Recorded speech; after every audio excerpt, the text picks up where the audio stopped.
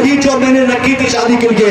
अगर ये मेरा दामाद छोड़ देगा, दूसरी शादी कैसे हो, कैसे मैं अपनी बेटी की कराऊंगी। इसलिए वो बूढ़ा बाप को न तड़पाया जाए, उस बुजुर्ग को न रुलाया जाए। किसी की बेटी को तड़पाने वाला वो हमेशा रोता है, हमने रोते देखा है, चाहे वो तड़प जहेज की मांग की सूरत में हो या शादी के बाद किसी और व्यवहार की सूरत में हो। बेटी वाले को इज्जत है, बेटी वालों से मोहब्बत करे, उनसे कोई मुतालबा नहीं।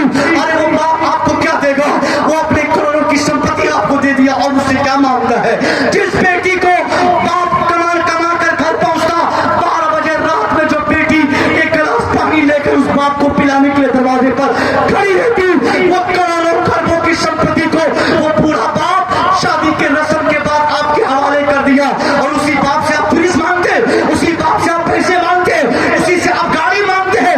अरे वो बेचारा तो सारी संपत्ति बेचकर अपनी बेटी को आपके हवाले कर दिया। अब उस गरीब के पास फ्रीज का पैसा कहां से आएगा? उसके पास जमीन नहीं, उसके पास मकान नहीं, उसके पास पैसे नहीं, उसके पास कमाने की उम्र नहीं। अगर कोई लड़का ये तवक्कुल करता है कि मेरा ससुर मुझे गाड़ी क्यों नहीं दिया, मेरा ससुर बचा हुआ पैसा क्यों नहीं दिया, मेरा ससुर अच्छी क्वालिटी का फर्नीचर क्यों नहीं दिया, ऐसी फिक्र आपके दिमाग में है तो निकाल दे।